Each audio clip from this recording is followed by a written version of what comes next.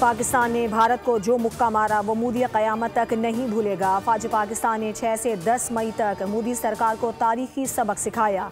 आलमी सतह पर पाकिस्तान की इज़्ज़त व तक़रीम में इजाफा हुआ। वज़ीर आज़म शहबाज शरीफ का यूनिवर्सिटी ऑफ हरीपुर में लैपटॉप तकसीम तकरीब से खिताब। कहा, दिल्ली से मुंबई और बंगाल से गुजरात तक भारत ये शिकस्त नहीं भूलेगा।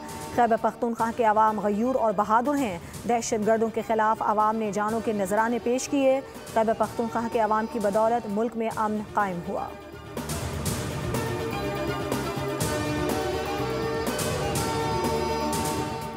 सिडनी हमले में मुलव्वस भारतीय दहशतगर्द साजिद अकरम और उसके बेटे के पासपोर्ट मंजर-ए-आम पर आ गए।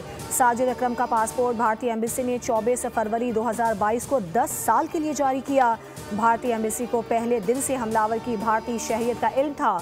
भारतीय हुकाम ने जानबूझकर हकीकत छुपाई और अपने मीडिया को पाकिस्तान पर इल्ज़ाम तराशी के लिए वक्त दिया। हमले के फौरी बाद भारतीय मीडिया की जानिब से गुमराहकुन प्रोपेगेंडा करके हमलावर को पाकिस्तानी करार देने की कोशिश की गई।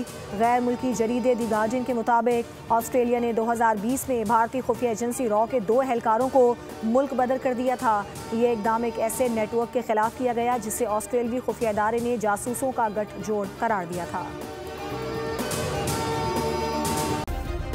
सब्सक्राइब करें और बेल दबाएं ताकि कोई खबर रह न जाए।